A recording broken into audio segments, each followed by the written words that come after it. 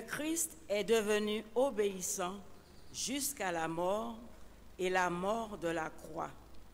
C'est pourquoi Dieu l'a exalté, il l'a doté du nom qui est au-dessus de tout nom.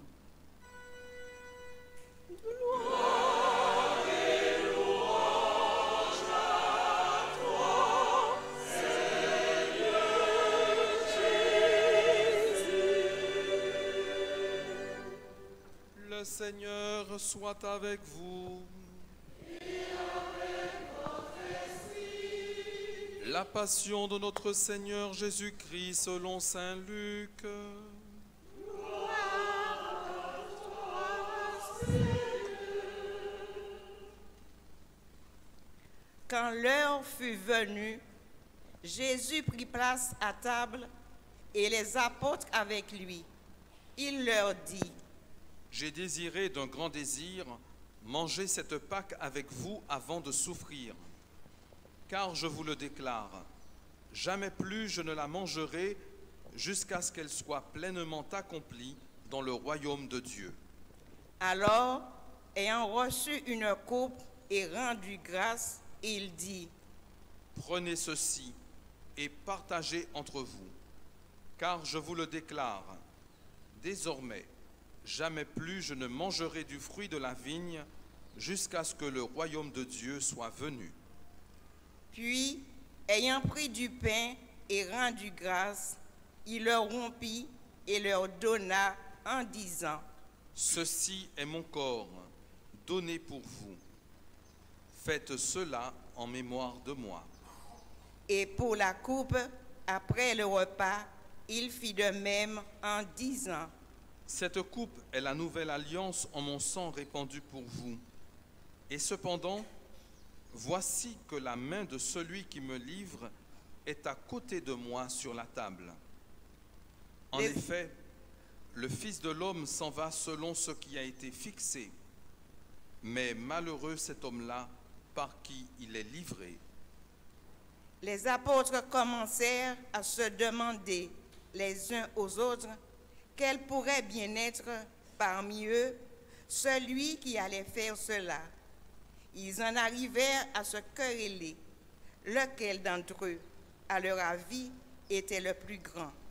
Mais il leur dit: Les rois des nations les commandent en maître, et ceux qui exercent le pouvoir sur elles se font appeler bienfaiteurs. Pour vous, rien de tel. Au contraire, que le plus grand d'entre vous devienne comme le plus jeune, et le chef comme celui qui sert.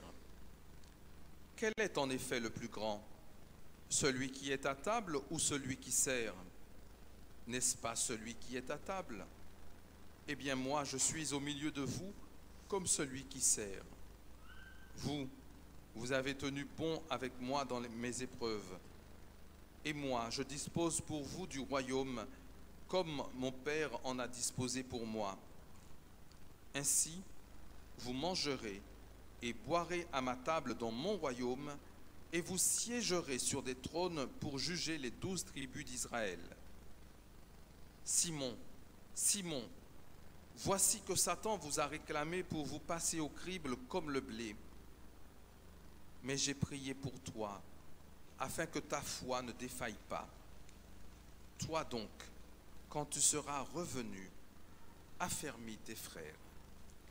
Pierre lui dit: Seigneur, avec toi, je suis prêt à aller en prison et à la mort. Jésus reprit: Je te le déclare, Pierre, le coq ne chantera pas aujourd'hui avant que toi, par 3 fois, tu aies nié me connaître. Puis il leur dit: Quand je vous ai envoyé sans bourse, ni sac, ni sandales, avez-vous manqué de quelque chose? Ils lui répondirent: Non, de rien. Jésus leur dit: Eh bien maintenant, celui qui a une bourse, qu'il la prenne. De même celui qui a un sac, et celui qui n'a pas d'épée, qu'il vende son manteau pour en acheter une. Car je vous le déclare, il faut que s'accomplisse en moi ce texte de l'Écriture. Il a été compté avec les impies. De fait, ce qui me concerne va trouver son accomplissement. Ils lui dirent. Seigneur, voici 2 épées. Il leur répondit. Cela suffit. Jésus sortit pour se rendre, selon son habitude, au mont des Oliviers, et ses disciples le suivirent. Arrivé en ce lieu, il leur dit. Priez pour ne pas entrer en tentation. Puis il s'écarta à la distance d'un jet de pierre environ. S'étant mis à genoux, il priait en disant. Père, si tu le veux, éloigne de moi cette coupe. Cependant que soit faite non pas ma volonté, mais la tienne. Alors, du ciel lui apparut un ange qui le réconfortait. Entré en agonie, Jésus priait avec plus d'insistance, et sa sueur devint comme des gouttes de sang qui tombaient sur la terre. Puis Jésus se releva de sa prière et rejoignit ses disciples qu'il trouva endormis, accablés de tristesse. Il leur dit. Pourquoi dormez-vous? Relevez-vous et priez pour ne pas entrer en tentation. Il parlait encore quand parut une foule de gens. Celui qui s'appelait Judas, l'un des 12, marchait à leur tête. Il s'approcha de Jésus pour lui donner un baiser. Jésus lui dit. Judas, c'est par un baiser que tu livres le Fils de l'homme? Voyant ce qui allait se passer, ceux qui entouraient Jésus lui dirent. Seigneur, si nous frappions avec l'épée. L'un d'eux frappa le serviteur du grand prêtre et lui trancha l'oreille droite. Mais Jésus dit. Restez-en là. Et, touchant l'oreille de l'homme, il le guérit. Jésus dit alors à ceux qui étaient venus l'arrêter, grand prêtre, chef des prêtres du temple et ancien. Suis-je donc un bandit pour que vous soyez venus avec des épées et des bâtons? Chaque jour, j'étais avec vous dans le temple, et vous n'avez pas porté la main sur moi. Mais c'est maintenant votre heure pour le pouvoir des ténèbres.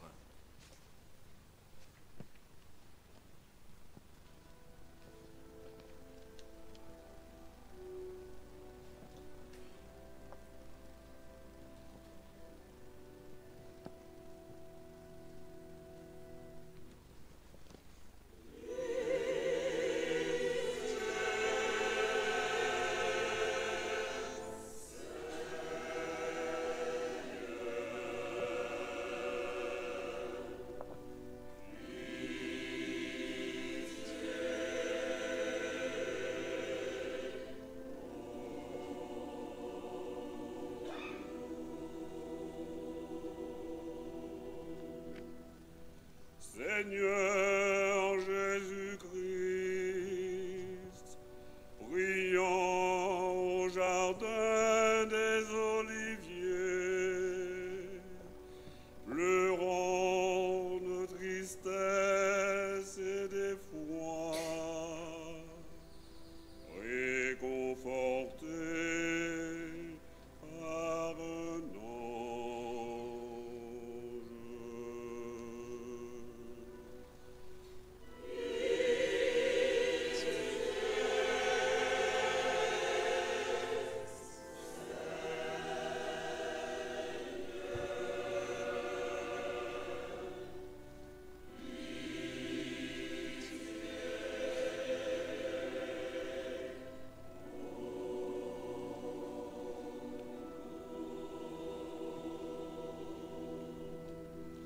Seigneur Jésus-Christ, trahi par le baiser de Judas, abandonné par les apôtres, livré au chemin des pécheurs.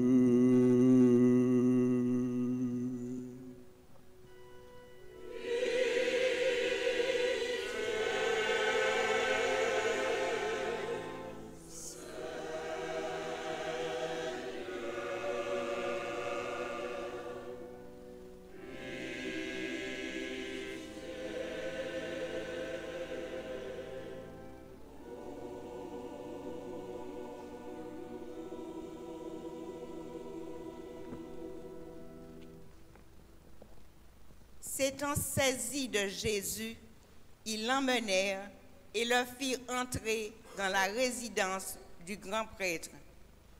Pierre suivait à distance. On avait allumé un feu au milieu de la cour et tout était assis là. Pierre vint s'asseoir au milieu d'eux. Une jeune servante le vit assis près du feu. Elle le dévisagea et dit: Celui-là aussi était avec lui. Mais il nia. Non, je ne le connais pas. Peu après, un autre dit en le voyant: Toi aussi, tu es l'un d'entre eux. Pierre répondit: Non, je ne le suis pas. Environ 1 heure plus tard, un autre insistait avec force: C'est tout à fait sûr. Celui-là était avec lui. Et d'ailleurs, il est galiléen. Pierre répondit: Je ne sais pas ce que tu veux dire. Et à l'instant même, comme il parlait encore, un coq chanta. Le Seigneur, se retournant, posa son regard sur Pierre. Alors Pierre se souvint de la parole que le Seigneur lui avait dite: Avant que le coq chante aujourd'hui, tu m'auras renié 3 fois.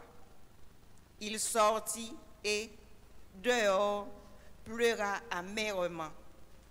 Les hommes qui gardaient Jésus se moquaient de lui et le rouaient de coups. Ils lui avaient voilé le visage et ils l'interrogeaient: Fais le prophète. Qui est-ce qui t'a frappé? Et ils proféraient contre lui beaucoup d'autres blasphèmes. Lorsqu'il fit jour, se réunit le collège des anciens du peuple, grands prêtres et scribes, et on emmena Jésus devant leur conseil suprême. Ils lui dirent: Si tu es le Christ, dis-le-nous. Il leur répondit: Si je vous le dis, vous ne me croirez pas. Et si j'interroge, vous ne répondrez pas. Mais désormais le Fils de l'homme sera assis à la droite de la puissance de Dieu. Tous lui dirent alors: Tu es donc le Fils de Dieu? Il leur répondit: Vous dites vous-même que je le suis. Ils dirent alors: Pourquoi nous faut-il encore un témoignage? Nous-mêmes, nous l'avons entendu de sa bouche.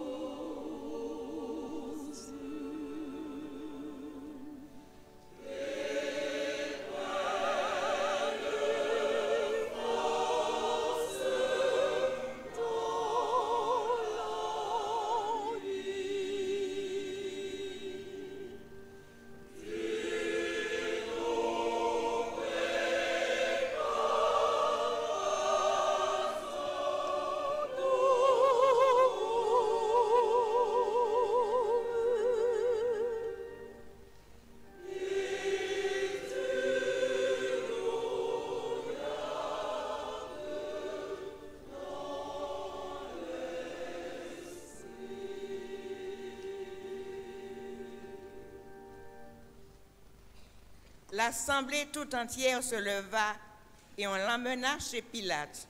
On se mit alors à l'accuser. Nous avons trouvé cet homme en train de semer le trouble dans notre nation. Il empêche de payer l'impôt à l'empereur et il dit qu'il est le Christ, le roi. Pilate l'interrogea. Es-tu le roi des Juifs? Jésus répondit. C'est toi-même qui le dis. Pilate s'adressa aux grands prêtres et aux foules. Je ne trouve pas chez cet homme aucun motif de condamnation. Mais il insistait avec force. Il soulève le peuple en enseignant dans toute la Judée. Après avoir commencé en Galilée, il est venu jusqu'ici. À ces mots, Pilate demanda si l'homme était galiléen. Apprenant qu'il relevait de l'autorité d'Hérode, il le renvoya devant ce dernier, qui se trouvait lui aussi à Jérusalem en ces jours-là. À la vue de Jésus, Hérode éprouva une joie extrême. En effet, depuis longtemps, il désirait le voir à cause de ce qu'il entendait dire de lui, et il espérait lui voir faire un miracle. Il lui posa bon nombre de questions, mais Jésus ne lui répondit rien. Les grands prêtres et les scribes étaient là, et ils l'accusaient avec véhémence. Hérode, ainsi que ses soldats, le traita avec mépris et se moqua de lui.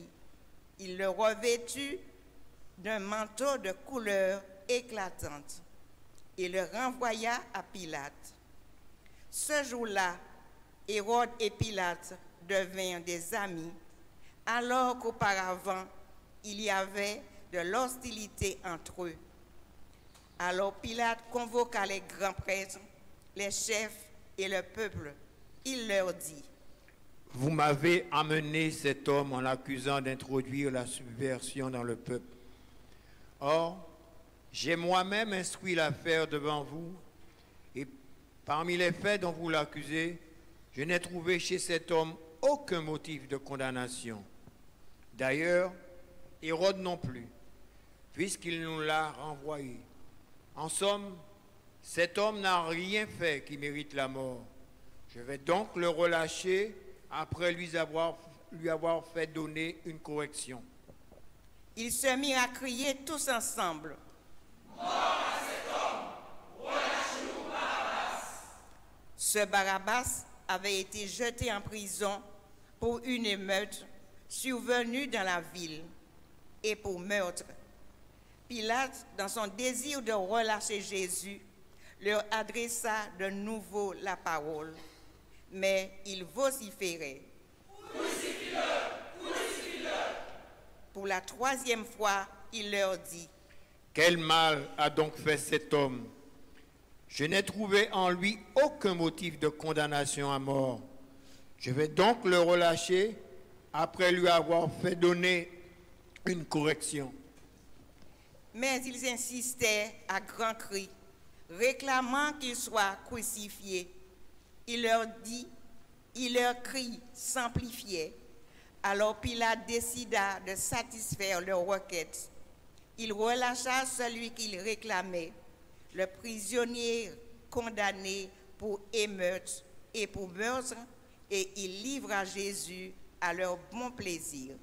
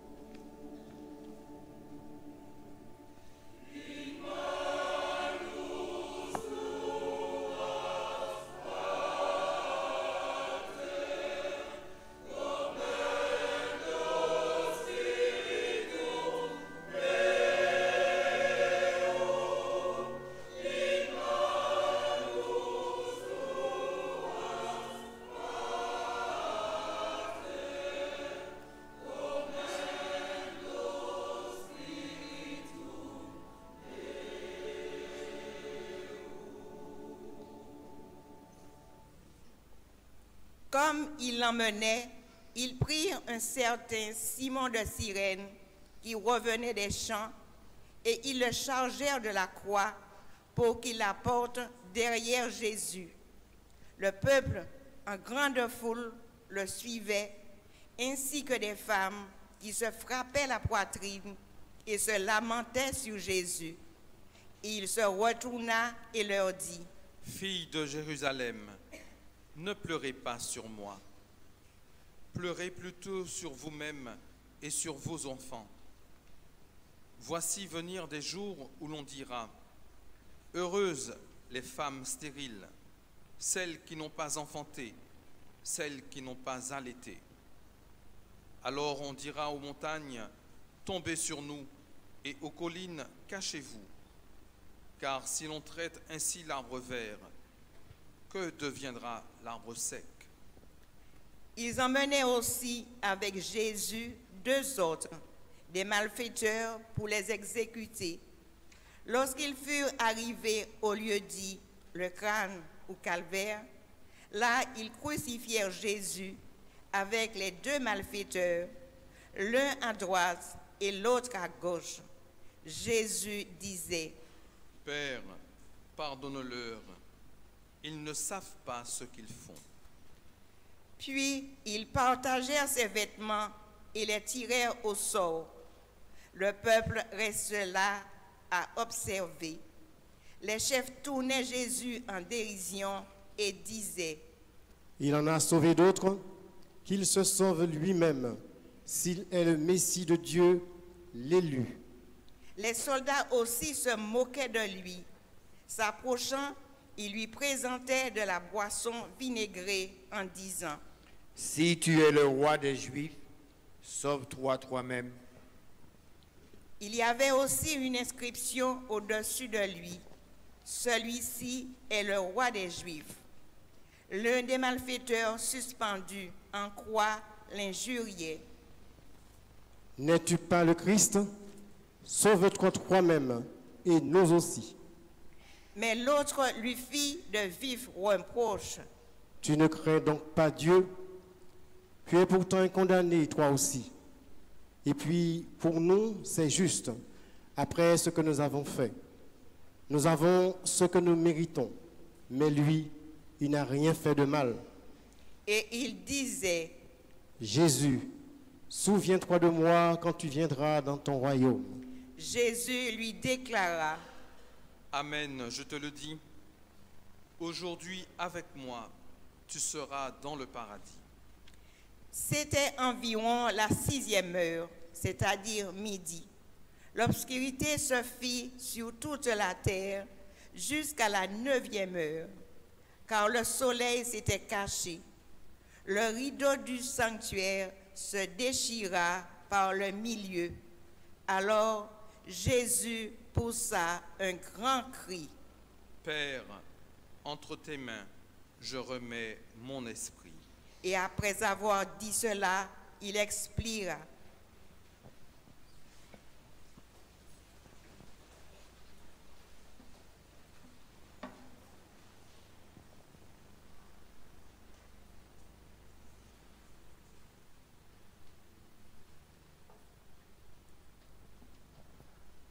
À la vue de ce qui s'était passé, le centurion rendit gloire à Dieu.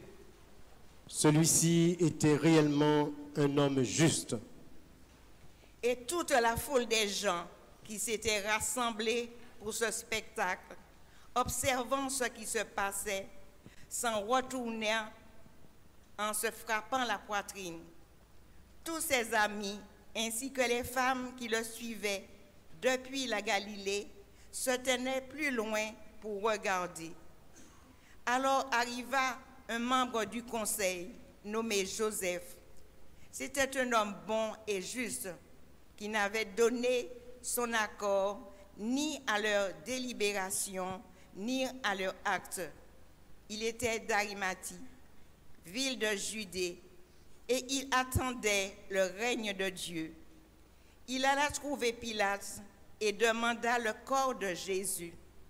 Puis il le descendit de la croix, l'enveloppa dans un linceul et le mit dans un tombeau taillé dans le roc où personne encore n'avait été déposé.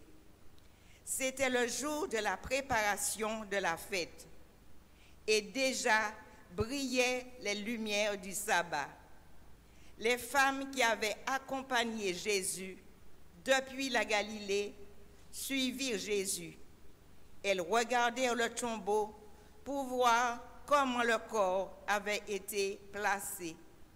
Puis elles s'en retournèrent et préparèrent aromates et parfums. Et durant le sabbat, elles observèrent le repos prescrit. Acclamons la parole de Dieu.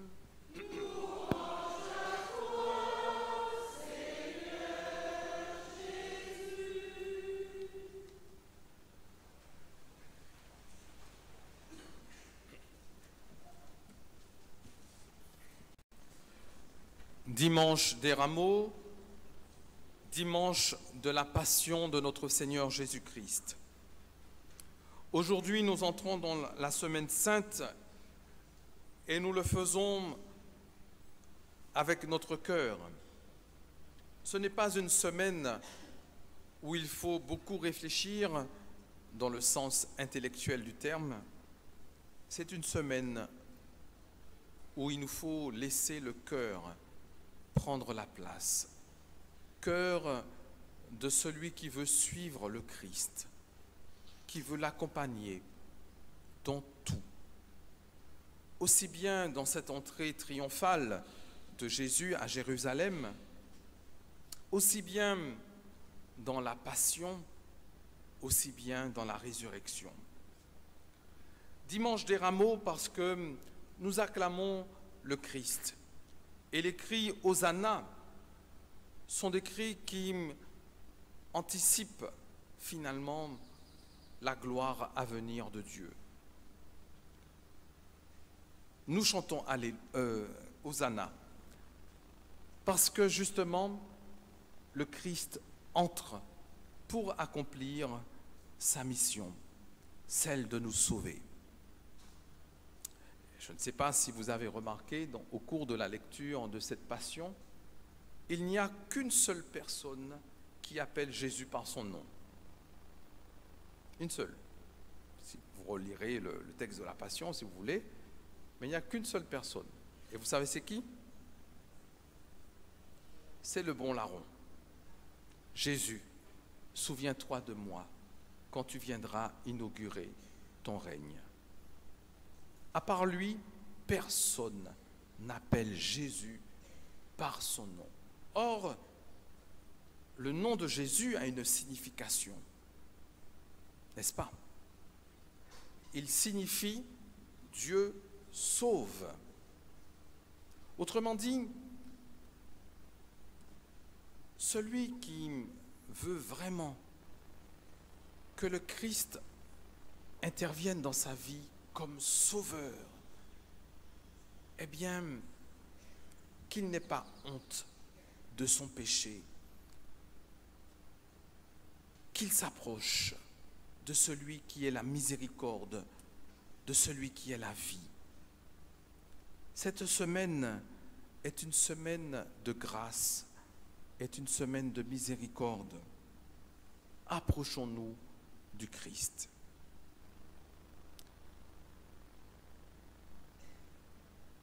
Notre semaine est une semaine pleine. Nous l'avons dit, nous chantons Hosanna parce qu'il y a justement tout à faire. Dans une semaine exactement, nous nous retrouverons pour chanter Alléluia. Mais cet Alléluia sera parce que tout sera fait. Là, le salut sera accompli. La résurrection du Christ sera proclamée. Hosanna parce que nous espérons en le Christ. Et dans notre vie particulière, nous savons que l'épreuve est présente, nous savons que les tribulations sont là. Nous chantons Hosanna Parce que nous appelons le Christ, qu'il vienne, qu'il entre, qu'il sauve, qu'il relève, qu'il nous ressuscite. Tout reste à accomplir. Mais nous n'oublions pas que cette Hosanna prépare aussi un autre cri, Alléluia. Quand je vais reconnaître que Dieu a agi dans ma vie. Alléluia, parce que le Seigneur a tout fait. Alors, frères et sœurs, entrons dans cette semaine sainte. Laissons-nous toucher par le Christ. Approchons-nous de lui. C'est une semaine particulière, mais c'est une semaine qui est belle. Qu'elle soit remplie du Seigneur pour vous tous. Que nous puissions garder nos yeux fixés sur le Christ et que, sans fin, nous puissions espérer en lui. Oui, que cette semaine sainte soit belle. Que nous puissions, avec le Christ, lui dire « Oui, Seigneur, j'espère en toi. Toi qui es venu dans cette ville de Jérusalem, acclamé par la foule, je veux t'acclamer. Toi qui es venu au cénacle pour dire ceci est mon pain, ceci est mon corps, ceci est mon sang, nous voulons venir, Seigneur. Toi qui es venu dans les jardins de Gethsémani, nous voulons te dire, oui Seigneur, nous voulons te suivre, nous voulons être avec toi. Toi qui as accepté, sans élever la voix, la condamnation, le mépris des hommes, nous voulons te dire, avec toi Seigneur, nous voulons suivre ta passion. Mais avec toi, nous voulons aussi ressusciter, car tu es ressuscité pour donner la vie. Alors oui, Seigneur, donne-nous d'entrer dans cette semaine où nous serons avec toi, où nous pleurons avec toi et où nous ressusciterons avec toi. Amen.